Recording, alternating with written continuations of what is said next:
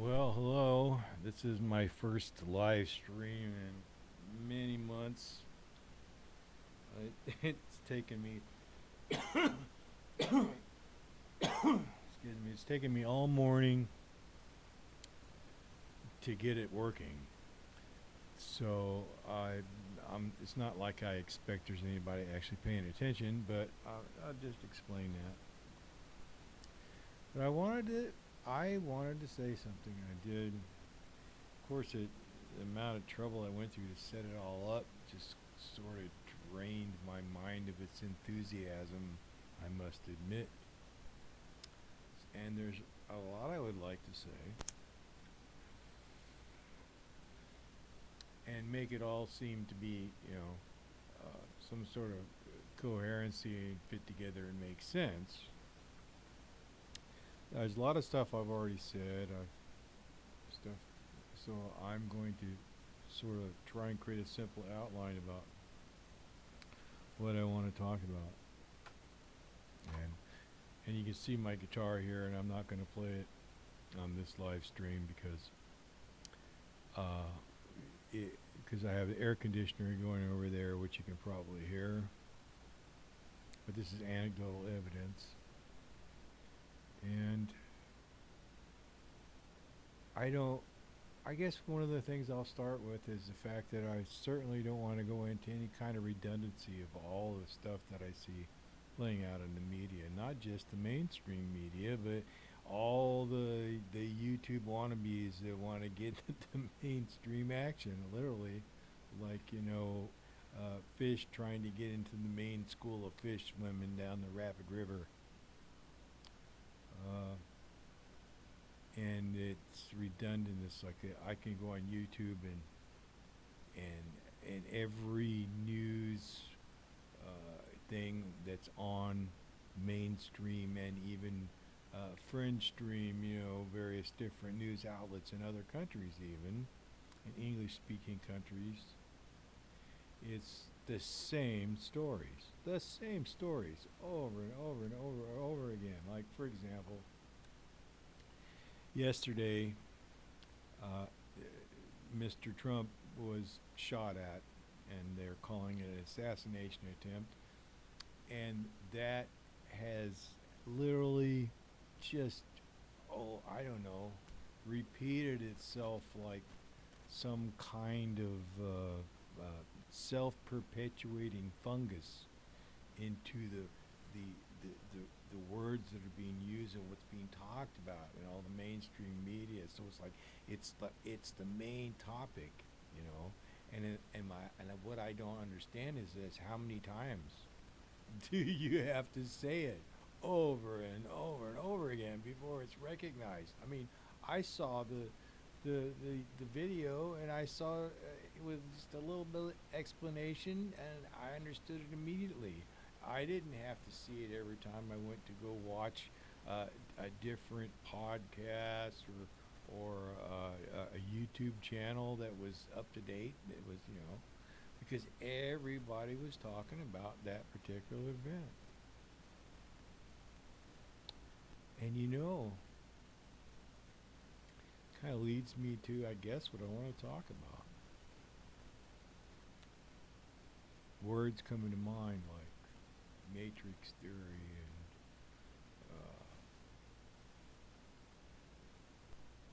because we do have a matrix, our matrix is roughly called civilization. Now, of course, in that particular sense, a lot of people react as if, you know, um, I'm sort of anti-civilization. And in some ways I am, but not in an anti-way.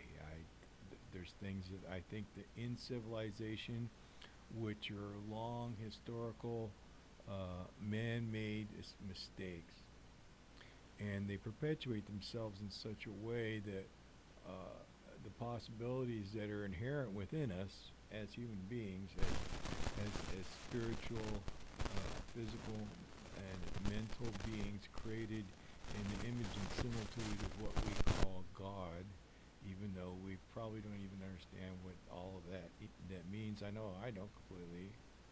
And I could go off on other tangents about that. Image and similitude. Right. So we have all this potential, but we spend it in these spin cycles of regurgitation of information over and over, creating some sort of almost like false excitement about an event which happened and then it was gone. And because it's replayed over and over and over and over and over again. And so is the aspects of what I'm talking about in civilization, replayed over and over and over again. It's like we have a natural propensity and motivation and inspiration and desire to do. And we have molded our perceptions through intelligence and attempting to understand its knowledge to be able to do things as best we can or efficiently, however, which branches out into all the things that we do. We are builders, we are creators, we are co-creators with the original creator. And we have all this potential, but it's siphoned off into this, as I said, spin cycle of repeating things over and over and over again. It's like I could get off into specific examples. We could talk about the economy as one example, the way in which the values are arranged in such a way, and the systems, particularly the banking systems, are arranged in such a way that once you have established a certain level of wealth and power, you've literally reached an absolute state of control over a lot of the material world, because the material world is all in a worship state of that capital, of that money, of that wealth. Because it's demonstrated throughout history that wealth is the power tool of control and domination. And the spirits and the mentalities and the bloodlines that have dominated the human race for thousands of years, first of all, they aren't a conspiracy theory. Second of all, they're still dominating. And I could attach organizations and names or whatever, at least what I would speculate or I believe that has to do with that.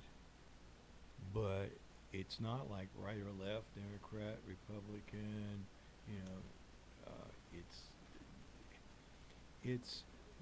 there's an absolute. Let's get back into the matrix for a second. Civilization.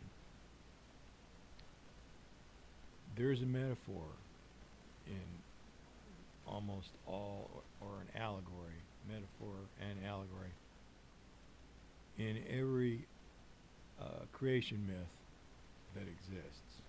But I'm going to speak specifically about the Judeo-Christian myth, the idea of the Garden of Eden and Adam and Eve and the tree of knowledge of good and evil. And I'm not going to tell the story, because I'm pretty sure everybody knows what the story is good enough. I don't need to do that. But as the allegory, there was a state that we were in, and because of an event that occurred, that state changed and put us into another one. Now, the thing that has been not focused on the proper way, because it's a kind of knowledge. Well, it's about knowledge of good and evil.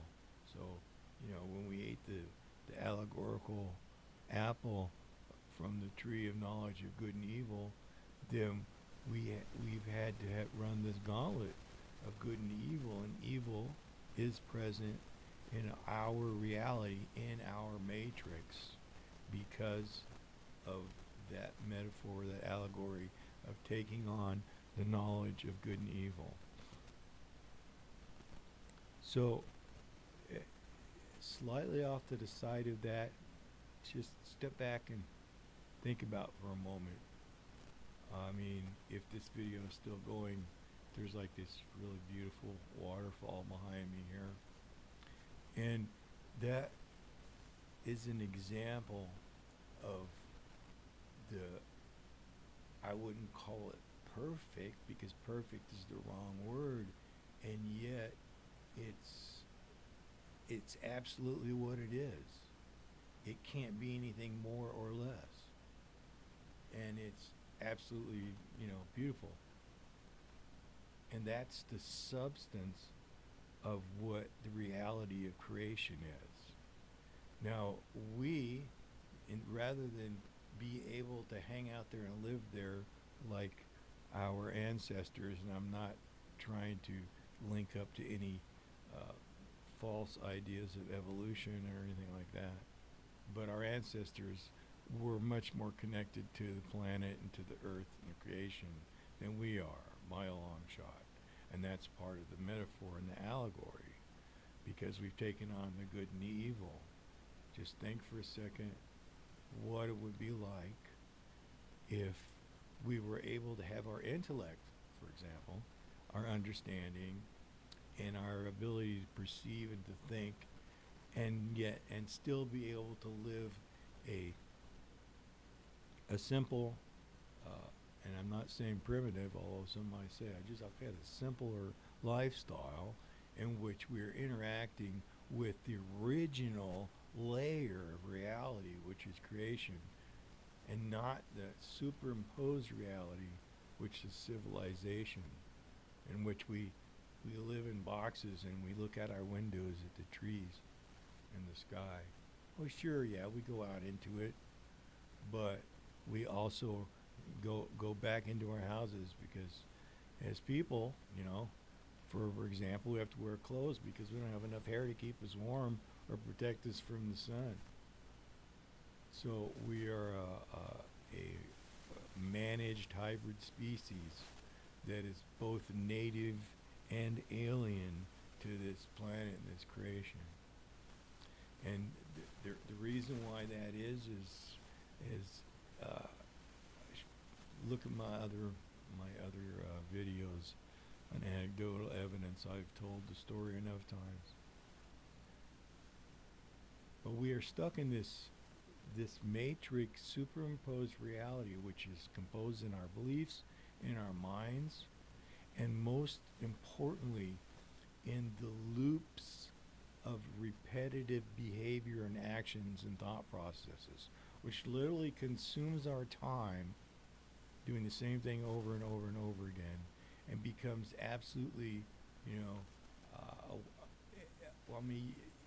it's not a waste in some ways, particularly if you use it wisely, your time.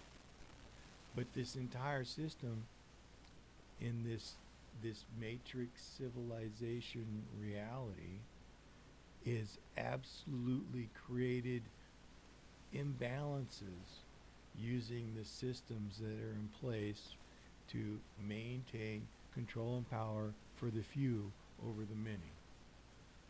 And there's a lot of that awareness has been popping in and out of our societies for hundreds of years, particularly since Yeshua came along with his liberating message of truth and love. And mankind's been rebelling against false authority ever since. And here we are at a point in time where we're at an apex, a point of where the things that are chosen on a collective level are going to influence the next millennia or longer, maybe even eternity, depends on what you believe. But the thing that I am saying is that originally, God created this entire wonderful universe, and there's absolutely no way anybody who can get out of their own self-perception and view creation as this just infinite, marvelous thing, then it's like if they can't do that, then they can't understand the whole idea of creation and God. But everything that God made in creation is the ultimate technology. Everything that we've come up with is all inferior, kind of like backwards engineering that was began by nefarious beings many millennia ago. They reversed engineered creation and they call it science and technology. And and I the the problem is, see, is that the faculties in which are our natural faculties, which are applied to these systems, all right, which are part of this matrix reality, part of civilization, because there's a part of civilization which is okay, good. It's because we like to hang out together. We like to live in close proximity so we can visit our friends and come out and hang around the campfire or around the TV or whatever. We are social beings. We like hanging out with each other. And that's the good part of civilization. But then, you think about the idea of packing hundreds of people in one building, stacking them on top of themselves, and and ironically, the ones at the top of the building pay the highest rent. And if you imagine that on and it literally is on a global scale, the majority of the 2/3 of the population or more live in the cities in our civilization globally. And so it's kind of hard in that environment to make a connection to the divine technologies of creation. The simple fact of what they used to say back in the 60s of touching the earth becomes a what? And it's gotten, and I don't need to say so, but unfortunately, the advancement of our technology, particularly all the way into cell phones, has almost created a new race of techno slaves.